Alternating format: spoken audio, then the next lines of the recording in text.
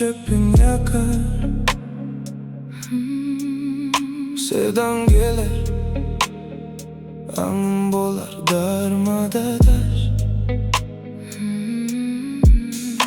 Yıllar öttü, indi bu dünya sana bakar. Aralık bolar kül, gözlerinde hüncü yaş. Kırp oldum ben indi her demin gussa. Bu geceler del, bu geceler bana tuzak.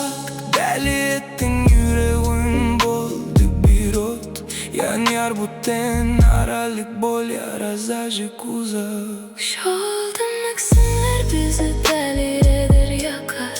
Gönlüm dinle senin kızgın kucağını izler. Hadi sabah bu aşk bizi eyler. Dudaklar birleşip varlığımız erer.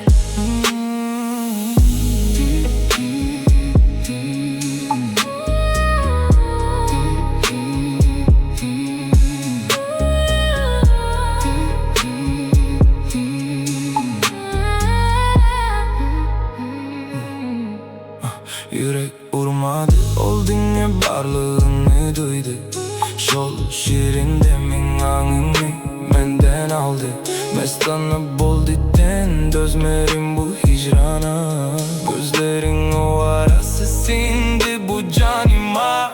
Bu gezek goy vermen, sıktırmaz bu gollar. Birleşsin tenler, birleşsin şol yollar.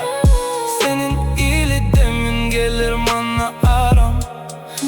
Delir edin beni gecelerime kara. Şoldan aksimler bizi delir eder yakar. Gönlüm dinle senin kızgın kucağını izler. Hadi sabahtan bu aşk bizi eyler. Dudaklar birleşip varlığımız erer.